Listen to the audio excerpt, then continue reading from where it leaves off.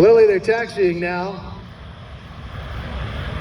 This is where Scott would be telling us about the team and everything with the narration. I know you can, but this is where he would normally be doing his thing out in front of the crowd. And I love that he walks and talks, and he's got it all memorized with a little bit of help. Just like Broadway stars, if you go and see a show, they have a prompter in their ear, and you're that voice for him just in case, right? Yeah, absolutely. So historically, the Blue Angels, Blue Angel 7, the narrator, and Blue Angel 8, the events coordinator, would stand back to back. I remember that. At parade rest. And 8 would provide cues to 7, both for the narration and hit timing, and any sort of situational awareness of where the jets are. The change was made to kind of unleash 7 to work the crowd line, and there was such great response from that. It's just an opportunity to kind of, we talked about earlier, that community outreach part of our mission. Make the team accessible, get out, engage with the fans that are coming here to watch a phenomenal performance, and I don't think we'll ever go back. Nope. It's and the showmanship in that, I so appreciate it. It's so well done. I remember when they were standing back to back on the announcer stand and verbally facing the airfield, your role would be to say it out loud, and then into the microphone the announcer would repeat that if the prompt was needed.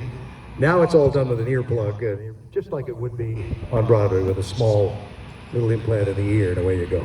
Yeah, absolutely. So the narrator is totally wireless. He's able to kind of get as far as our antenna can reach, and I will, based off of where the jets are in their show sequence, provide the first portion of narration and any amplifying information like the direction from the left, from the right, and then when I say hit it, he begins the entirety of the narration. The goal is to have the narration complete, the music start, the beat to drop at all a very specific time. And as I mentioned, Scott's nailing it. This is early in the season. This is only her 4th show. I was with him in Sacramento and at Key West, and he's nailing it. Not to jinx anything. Again, no jinxing. No jinxing. I mean, he's the best narrator I've ever heard. There you go. Oh, I love that. There we go. Their first year. I do have a question. As a narrator, what does it take? Yes, go ahead, grab that mic.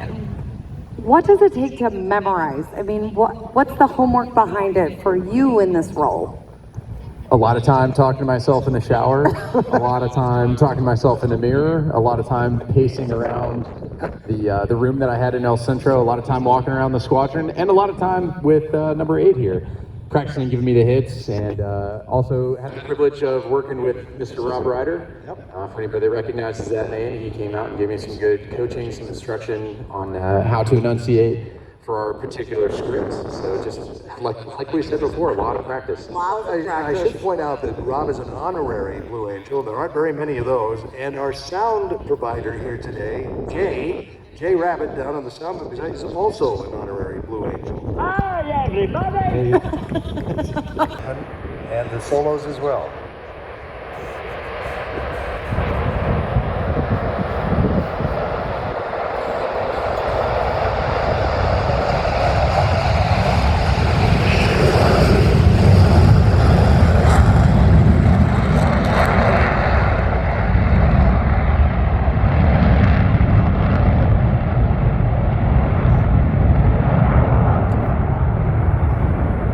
So one thing I'll also say that's unique about our takeoff maneuvers is it will change depend on the wind as well as the clouds in the sky.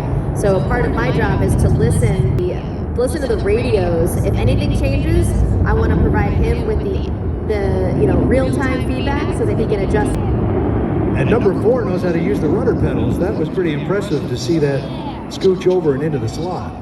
It's really cool. It's really cool if you can find a video or a perspective from head on. You can see that Lieutenant Commander Perkins there in the slot position. He takes off, and as soon as wheels are off the deck, he stomps on the left rudder and slides in there purely through yaw. You got to remember, if any of the pilots moves their wings, they're going to hit somebody. So it's all yaw.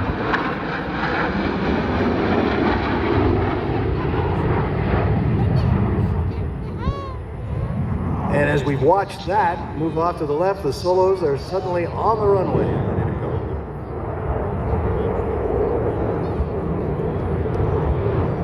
Now back to the right, the 2 solo pilots begin their takeoff maneuvers.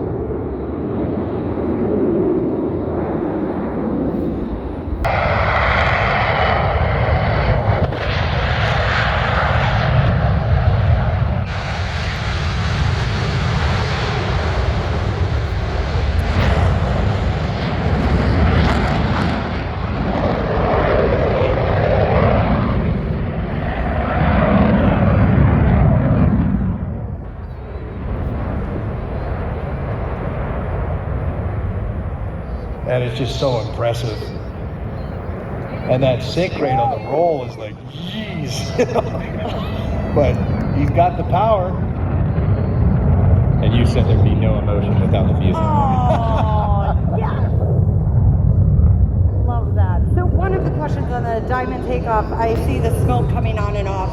Can you give us a little inside tip on what's happening? Absolutely. So if you look up right now, you can see our opposing solo, Lieutenant O'Donnell, on the 6th jet. He was just inverted with the smoke on. One of the reasons on the takeoff maneuver, if you notice for the diamond, the smoke appeared to be off.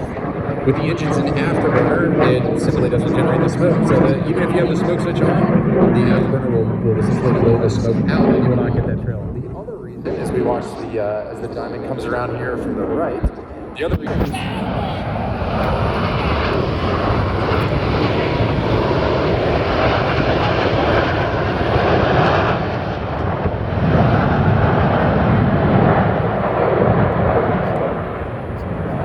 That maneuver is called the Diamond 360. Most of us only see about 180 degrees of it, but it is a full 360 degree turn, and therein lies the name. And it's nice and tight early in the season. We saw in the documentary, what's the term when they bring it into the max? So blue gold set is the term I believe they use in the documentary. There's something a little bit different that we refer to that as in-house. We'll use different markers on.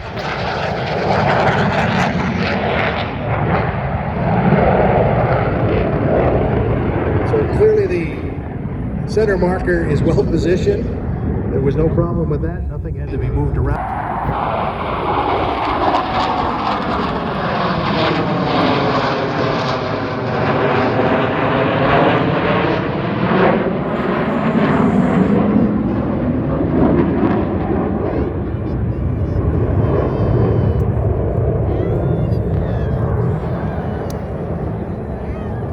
I was going to say, Angie and the group here from Sacramento will hate me for this, but you had a good center marker there when the portalet caught fire.